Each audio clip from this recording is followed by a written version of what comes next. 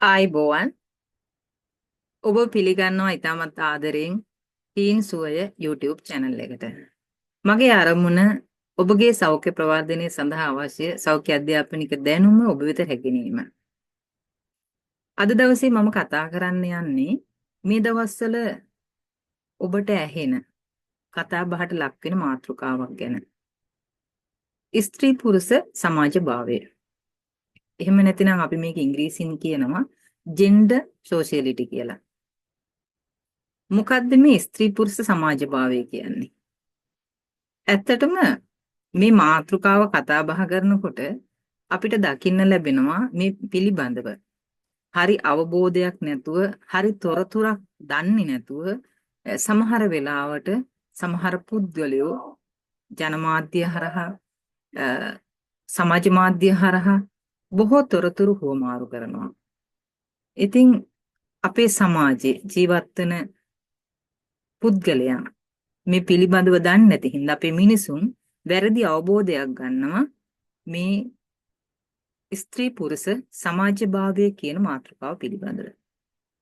මම හිතුවා ඔබව අද දවසේ දැනුවත් කරන්න මේ පිළිබඳව.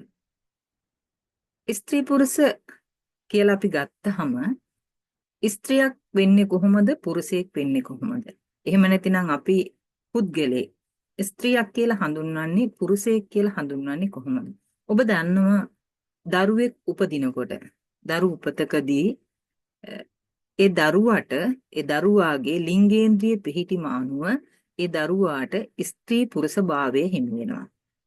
ඊට පස්සේ අපි ඒ දරුවා ගැහැණු දරුවෙක්ද පිරිමි දරුවෙක්ද මොවුන් වැඩිහිටි වේටපත් වෙන විට කාන්තාවක්ද පිරිමියෙක්ද අපි මේ විදිහට හඳුනා ගන්නවා. ලිංගික වශයෙන් ඔවුන්ගේ ලිංගිකත්වය ඒ විදිහට හඳුනා ගනිමින් අපි ඔවුන් ස්ත්‍රී පුරුෂ පුද්ගලයන් බවට සමාජයේ අපි පිළිගන්නවා. ස්ත්‍රී පුරුෂ සමාජභාවය කියලා කියන්නේ මීට එහාගේ දෙයක්. මොකද ඔබ දන්නවා අපේ සංස්කෘතිය තුළ ස්ත්‍රිය සහ පුරුෂයා අපි ගත්තහම ස්ත්‍රිය ඉන්න තැන නෙවෙයි පුරුෂයා ඉන්නේ, පුරුෂයා ඉන්න තැන නෙවෙයි ස්ත්‍රිය ඉන්නේ. ඒ කියන්නේ අපේ සංස්කෘතිය තුළ ඔවුන්ව තියලා තියෙන තැනක් තියෙනවා. ඔවුන්ට හිමි කරලා දීලා තියෙන වගකීම් අයිතීන් සම්භාරයක් තියෙනවා. ඒ වගේම සමාජය ස්ත්‍රියක් පුරුෂයෙක් විදිහට පිළිගන්න විදිහක් තියෙනවා. ඒ සංස්කෘතිය අනුව. මේ ස්ත්‍රී පුරුෂ සමාජභාවය කියන එක කාලය අනුව කාලයත් එක්ක ඒ වගේම ස්ථානයේ අනුව වෙනස් වෙනවා. කොහොමද එහෙම වෙන්නේ? ඔබ දන්නවා අපි මුලින්ම පටන් ගත්තොත් පුංචි දරුවෙක් උපදින්න මවගේ කුසට ආවට පස්සේ දරුවෙක් පිළිසිඳ ගත්තට පස්සේ අපි එදා ඉඳන් අපේ සංස්කෘතිය අනුව අපි ඒ දරුවා පිළිගන්න සූදානම් වෙනවා. ගැහැණු දරුවෙක් නම් අපි රෝස පාට ඇඳුම් ඒ වගේම සෙල්ලම් බඩු ඒ අවශ්‍ය දේවල් එකතු කරනවා. පිරිමි දරුවෙක් නම් අපි බලාපොරොත්තු වෙන පිරිමි දරුවෙක් නම් අපි නිල් පාට ඇඳුම් මහනවා. නිල් පාටින් තමයි ඒ දරුවාගේ සියලුම දේවල් අපි සපයා ගන්න උත්සාහ කරන්නේ. මෙතනින් තමයි මේ ආරම්භය. දැන් බලන්න අපේ සමාජය මේ අවස්ථාවේදී ඒ දරුවාව ගැහැණු දරුවාව සහ පිරිමි දරුවාව පිළිගන්න ආකාරය. ඊට පස්සේ මේ දරුවාව බිහි කරපු දවසේ ඉඳලා ගැහැණු දරුවා සහ පිරිමි දරුවා පිළිගන්න විදිහක් තියෙනවා. පවුල තුල. පවුල තුල කොයි ආකාරයෙන්ද ගැහැණු දරුවා සහ පිරිමි දරුවා පිළිගන්නේ? ඒ වගේම ගැහැණු දරුවාට සහ පිරිමි දරුවාට පවුල තුල තියෙන තැන මොකද්ද? ඔබ දන්නවා උදාහරණ කිහිපයක් මම ඔබට පෙන්වා දෙන්නම්. ගැහැණු දරුවෙක් නම් ගෙදර හයියෙන් කතා කරන්න බෑ. ඒ වගේම තමයි ගැහැණු දරුවෙක්ගේ කාමරයක් කිලිටි වෙලා තියෙනවා නම් ක්ලීන් නැත්තම් නීට් එකට නැත්තම් පිරිසුදු නැත්තම් ඒක ප්‍රශ්නයක්. ඒ වගේම තමයි ගැහැණු දරුවෙක් ගෙදර අතු ගන්න ඕනි, සුද්ධ කරන්න ඕනි, අම්මා උයනකොට පිහනකොට ඒවට උදව් කරන්න ඕනි. තව පැත්තකින් දෙමව්පියෝ ගැහැණු දරුවාට ඇඳුම් සපයනකොට ඇඳුම් ලබා දෙද්දී ඇයට ඇඳුම් ලබා දෙන විදිහක් තියෙනවා. ඇය කොටට අඳින්න බෑ. කලිසම් අඳින්න බෑ. බලන්න දැන් ගැහැණු දරුවෙකුට පවුල තුල තියෙන වටපිටාව. ගැහැණු දරුවෙකුට රාත්‍රී කාලේ එළියට යන්න බෑ. යාළුවොත් එක්ක එකතු වෙලා ට්‍රිප් යන්න බෑ. දැන් මේ වගේ කරුණු කාරණා ගොඩක් තියෙනවා. ඔබ මතක් කරලා බලන්න. අනිත් කාරණේ දුවෙකුයි පුතෙකුයි ඉන්න ගෙදරක නම් මම ඉස්සෙල්ලම ආහාර ටික බෙදලා දෙන්නේ පුතාට. ඊට පස්සේ තමයි තමන්ගේ දියණියට ආහාර ටික බෙදලා දෙන්නේ. හොඳම ආහාර සමහර වෙලාවට තමන්ගේ පුතාට තමා දෙන්නේ. ඊට පස්සේ තමා තමන්ගේ දියණියට ආහාර දෙන්නේ. දැන් මේකේ විරුද්ධ පැත්ත තමා ගත්තහම පුතෙක් ගත්තහම පිරිමි දරුවෙක් ගත්තහම එයාට කෑ ගහන්න පුළුවන්, උඩ පනින්න පුළුවන්, ගස්වලට නගින්න පුළුවන්, ඒ වගේම වාහන එලවන්න පුළුවන්, වැවේ දුලේ නාන්න පීනන්න යන්න පුළුවන්, තනියෙන් ගමන් යන්න පුළුවන්, යාළුවොත් එක්ක ගමන් යන්න පුළුවන්, නගරයට එහෙම නැත්නම් තමන්ගේ ගමෙන් නගරෙන් එහා තැනකට ගිහිල්ලා අධ්‍යාපනය හදාරන්න පුළුවන්, රැකියාවකට යන්න පුළුවන්. මේ වගේ වටපිටාවක් තුල තමා ගැහැණු දරුවෙක්, පිරිමි දරුවෙක් පවුලේ එයා හැදී වැඩෙන්නේ.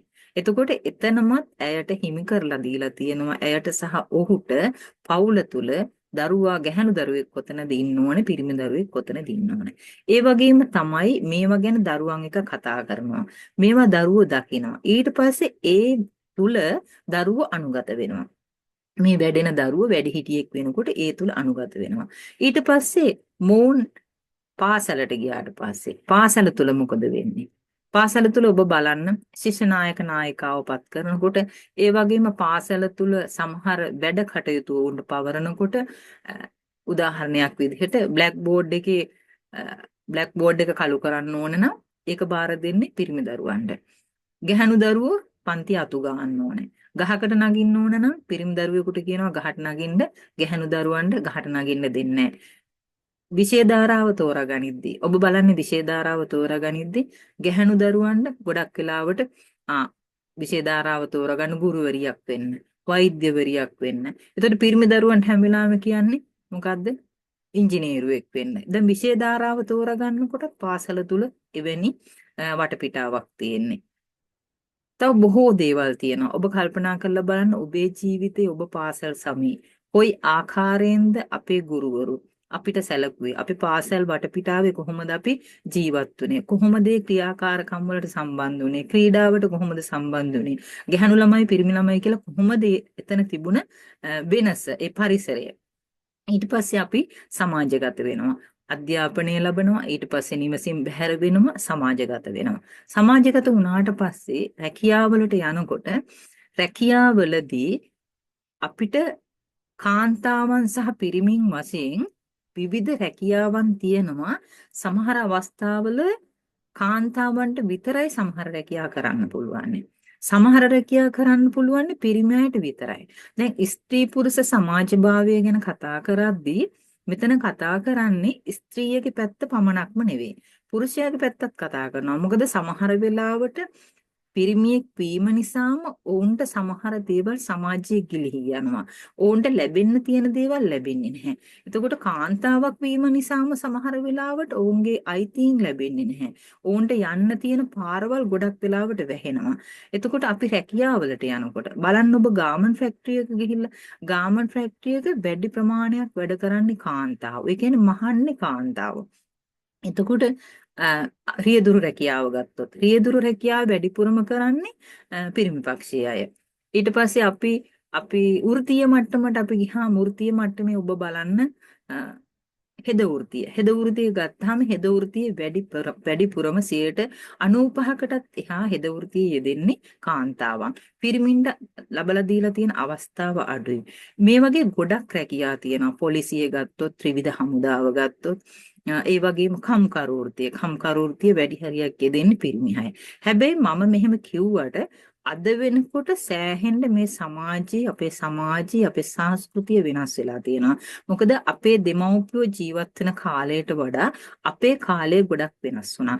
ඒ වගේම තමයි අපි පොඩි කාලේ ඉඳලා තරුණ කාලේ ගත කරගෙන එන කාලයට වඩා දැන් දරුවන් මුහුණ දෙන තත්ත්වය සහ දැන් සමාජ මට්ටම ගොඩක් වෙනස් වෙලා තියෙනවා. මොකද පිරිමින්ට පමණක් සීමා වූ බොහෝ දේවල් අද වෙනකොට කාන්තාවුනුත් බාරගෙන තියෙනවා, ඒ වගකීම් බාරගෙන තියෙනවා, ඒ තැන් වලට යනවා. නමුත් අපේ සංස්කෘතිය තුල තාමත් මේවා තියෙනවා, මේ ආකල්ප තියෙනවා. කාන්තාව විතරයි මේක කරන්න ඕනේ, පිරිමියා විතරයි මේක කරන්න ඕනේ කියලා. ඔබ බලන්න ගොඩක් වෙලාවට නායකත්වය ලබා දෙන්න ගියාම බොහෝ වෙලාවට අපේ සමාජය අනුමත කරන්නේ නායකත්වය කරන්න පුළුවන්, නායකත්වය දරන්න පුළුවන්නේ පිරිමින්ද විතරයි. කාන්තාවන්ට නායකත්වය දරන්න බෑ. ඔවුන්ට තීරණ ගන්න බෑ. ඔවුන් ශක්තිමත් නැහැ. ඔවුන් හැඩි දැඩි නැහැ. ඔවුන්ට ඒවට මූණ දෙන්න බෑ. උත්තර හොයන්න බෑ. මෙන්න මේ වගේ ආකල්ප තමයි අපේ සමාජය තුල තියෙන්නේ. ඒ වගේම තමයි කාන්තාවකට ගොඩක් පිරිමි කණ්ඩායමක් එක්ක වැඩ කරන්න අමාරුයි. ඔවුන්ට ඔවුන් එක්ක සටන් කරන්න බෑ. ඒ වගේ අදහස්. ඉතින් නමුත් මම නැවතත් කියන්නේ මේ වෙනකොට අධ්‍යාපනය හා සංස්කෘතිය අනුව අපේ මේ ආකල්ප ටික ටික වෙනස් වීගෙන ගිහිල්ලා යම් ප්‍රමාණයක් කාන්තාවනුත් මේ බාධක බිඳගෙන ඉස්සරහට ඇවිල්ලා තියෙනවා. නගරයට එනකොට මේ තත්ත්වය ගොඩක් වෙනස් වුණාට ගමට යනකොට ගම්බදව තාම මේ තත්ත්වේ තියෙනවා. එතකොට මේ කාන්තාව, මේ පුරුෂයා විවාහ වෙන්න ගියාම බලන්න අපේ සමාජ වටපිටාව. අපේ ඉස්සර නම් ගොඩාක් වෙලාවට කාන්තාවකට ස්ත්‍රියකට විවාහයට යන්න බෑ තරුණියකට. මොකද දෑවැද්ද හොයනවා. දෑවැද්ද අනුව තමයි පුරුෂයාව තෝරාගන්න වෙන්නේ විවාහයක් සඳහා.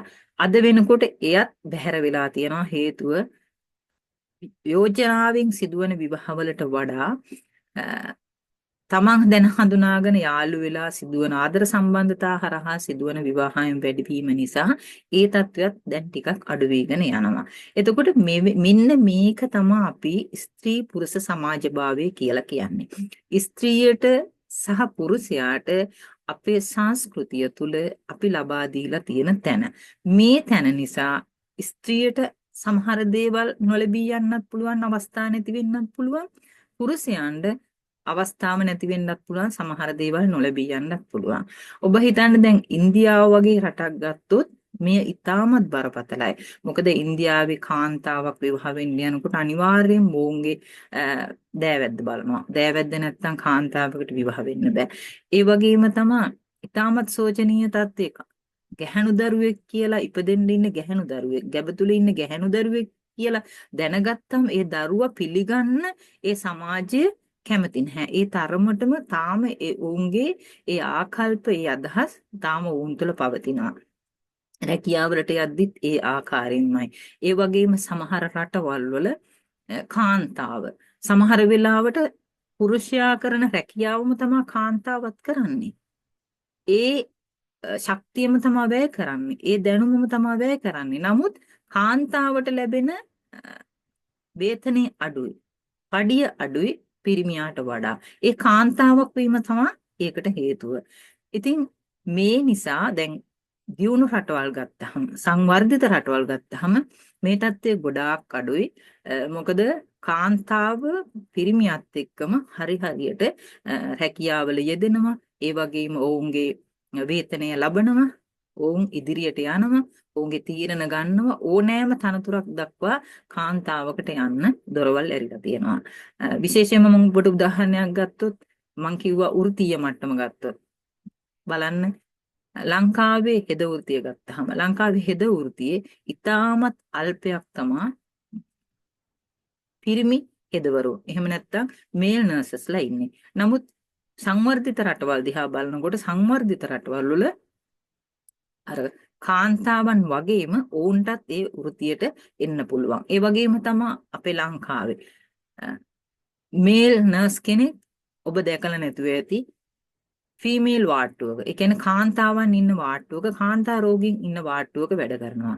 නමුත් සංවර්ධිත රටක් ගත්තාම එවැනි තත්ත්වයක් අපිට දකින්න ලැබෙන්නේ නැහැ. දැන් මෙන්න මේක තමයි අපේ සංස්කෘතියත් එක්ක කලපනකොට අපේ සංස්කෘතිය තාම තියෙනවා කාන්තාව කොතනද ඉන්නේ, පිරිමියා කොතනද ඉන්නේ, මේ දෙගොල්ලන්ට අපි ලබා දීලා තැන නිසා මේ දෙගොල්ලන්ටම මගහැරී යන අවස්ථාවන් නිසා වුන්ට අසාධාරණයක් සිද්ධ වෙනවා. මෙන්න මේක තමයි එතකොට ස්ත්‍රී පුරුෂ සමාජභාවය කියලා කියන්නේ. අපි අද ඊයක නෙවෙයි මේ ස්ත්‍රී පුරුෂ සමාජභාවය ගැන කතා කරන්නේ. අපි දැන් දශක දෙක තුනකට එහා ඉඳලම ස්ත්‍රී පුරුෂ සමාජභාවය ගැන කතා කරනවා. මොකද සෞඛ්‍ය ගැන කතා කරද්දී විශේෂයෙන්ම අපි සෞඛ්‍ය ගැන කතා කරනකොට මේක කතා කරනවා.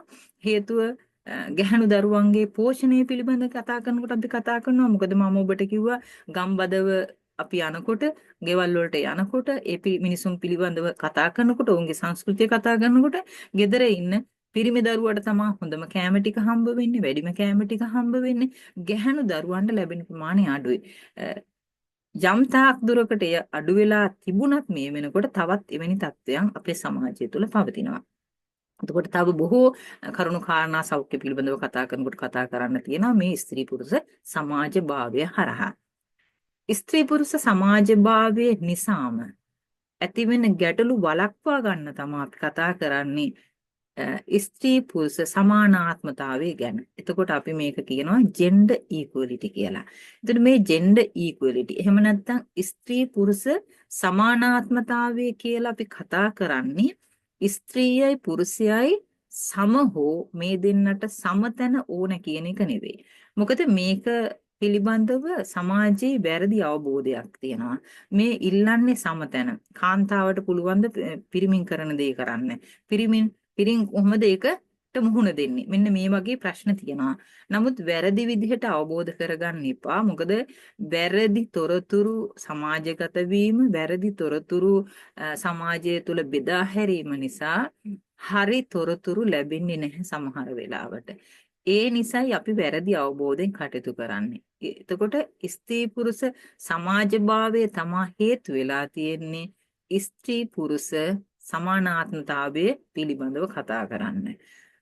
ඔබ දන්නවා ස්ත්‍රී පුරුෂ සමාජභාවය ගැන කතා කරද්දී සමහර ආගමික මධ්‍යස්ථාන කාන්තාවකට සමහර ආගමික මධ්‍යස්ථානකට යන්න බෑ. පිරිමියෙකුට කිසිම ගැටලුවක් නැහැ ඕනෑම තැනකට ඇතුල් වෙන්න පුළුවන්. ඔබ අපේ සංස්කෘතිය ගැන හිතන්න. අපේ බුදුදහම ගැන හිතන්න. සමහර තැන්වලට සමහර පූජනීය ස්ථානවලට කාන්තාවන්ට ඇතුල් වෙන්න බෑ. අපි මුස්ලිම් ආගම ගැන ගත්තත් එහෙමයි. සමහර ආගම් මේ වගේ මේ සංස්කෘතිය තුල නීති දාලා තියෙනවා. සමාජයේ පිළිගැනීම් තියෙනවා, නොපිළිගැනීම් තියෙනවා. ඔබට හිතෙන්න පුළුවන් දැන් මම මේක කතා කරන්නේ මේ අපිට කාන්තාවන්ට දැන් මම ආගම ගැන කතා කරද්දි ඔබට හිතෙන්න පුළුවන් මේ කාන්තාව ඔක්කොම පොලිමේ එවැනි පූජනීය ස්ථානවලට යන්න ගියොත් මොකද වෙන්නේ කියලා. ඒක වෙනම කතාවක්. නමුත් මට මෙතන ඔබට පැහැදිලි කරන්න ඕනේ ස්ත්‍රී පුරුෂ සමාජභාවය කියන්නේ මොකක්ද? එතකොට ස්ත්‍රී පුරුෂ සමාජභාවයේ නිසා තමා ඇතිවෙන ගැටලු නිසා තමා අපිට ස්ත්‍රී පුරුෂ සමානාත්මතාවය එහෙම නැත්නම් ජෙන්ඩර් ඊක්වලිටි ගැන කතා කරන්න සිදු වෙලා තියෙන්නේ. ජෙන්ඩර් ඊක්වලිටි ගැන අපි කතා කරන්නේ ඇයි ස්ත්‍රියට සහ පුරුෂයාට නැති වී යන ඔවුන්ට අහිමි වන අවස්ථාවන් ඔවුන්ට ලබා දීමත් ඒ වගේම ඔවුන්ගේ අයිතිවාසිකම් රැකීමත් සඳහා තමා ස්ත්‍රී පුරුෂ සමානාත්මතාවය පිළිබඳව ගැන කතා කරන්නේ. බොහෝ අවස්ථාවල මේ ස්ත්‍රී පුරුෂ සමානාත්මතාවයේ නැතිවීම නිසා බොහෝ සංස්කෘතීන් වල බොහෝ සමාජයන් වල කාන්තාවට තමයි ගොඩාක් ප්‍රශ්න වලට මුහුණ දෙන්න සිද්ධ වෙන්නේ. මට මෙතෙන්දී තව එකක් මතක් වෙනවා. අපේ සංස්කෘතියේ මම කිව්වා සෞඛ්‍ය හා ගොඩක් සම්බන්ධයි මේ මාතෘකා දෙකම. අපේ සංස්කෘතිය තුල ඔබ බලන්න පෞල් ජීවිතයක් ගත්තහම පෞල් ජීවිතය තුල වැඩි අවස්ථාවකදී වැඩි ප්‍රමාණයක් ඒ කියන්නේ වැඩි පෞල් ජීවිතය ප්‍රමාණයක පෞල් සංවිධාන ක්‍රම සඳහා යොමු වෙන්නේ කවුද? පෞල් සංවිධාන ක්‍රම පාවිච්චි කිරීම සඳහා ස්වාමි පුරුෂයා සහ බිරිඳ ගත්තොත් වැඩි ප්‍රමාණයක් බිරින්දෑවරුන් එහෙම නැත්නම් කාන්තාවන් තමා පෞල් සංවිධාන ක්‍රම සඳහා යොමු වෙන්නේ.